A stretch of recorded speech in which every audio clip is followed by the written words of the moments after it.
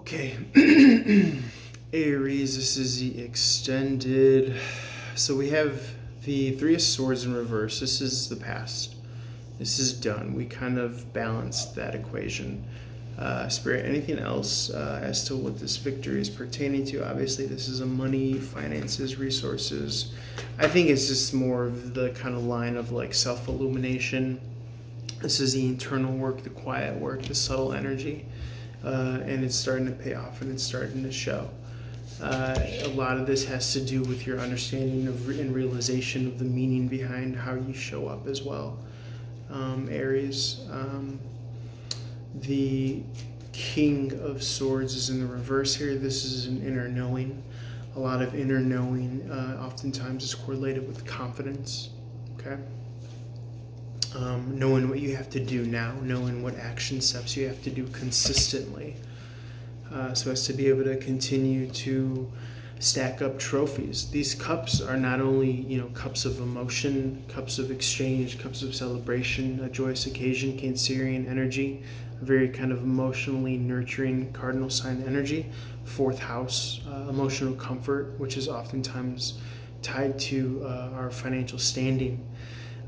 These are also trophies. These are also successes. These are also accomplishments. Some requiring larger phases of time and epochs to have cycled out than others. But again, anything of value, as we're learning here, is worth time and effort. So if you're ever in a position where you're feeling like your toiling is not paying off, never feel that way. Never feel that way at all. The Ace of Cups in the reverse are, all of those emotional investments, okay, kind of coming to a head, leveling up in relationships, obviously with yourself, with your understanding of your role in this lifetime, but also tertiary, tangential relationships. 3 in the up, 1 in the reverse, offsetting to the 2 in the up, so it could be a narrowing down. To possibly in your relationship with the 2 of Cups in the upright, definitely in the very least going into business with someone and or just kind of adding depth to that relationship. The bonding molecule of water which keeps us going. But also understanding that like those relationships are just like the cherry on top. Because again, if you watched, and I advise you to cross-watch the all signs and the Aries, or excuse me, the all signs reading, but all the other signs as well. This is Aries.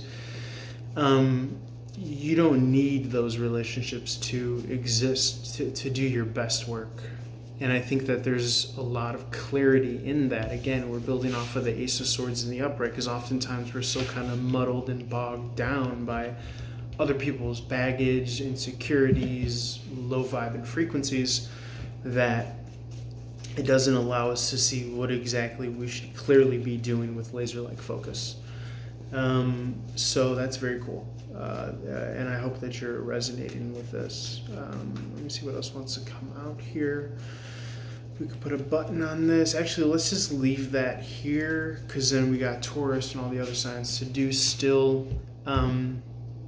And again, feel free to cross-watch. This is, if you're not an Aries, applicable to your first house. And if you are an Aries and you want to watch the Taurus, that's applicable to your second house. And that's actually the house of generating money and income. So you're going to want to watch the teaser and the full vid on that as well, because it's going to be kind of like a doubling down specific message for the money sector, especially in particular to kind of day-to-day. Which is, again, if you look up second house astrological characteristics and attributes, that's what the second house rules. So let's transition over to that. Holla at your boy. Appreciate you guys. Peace.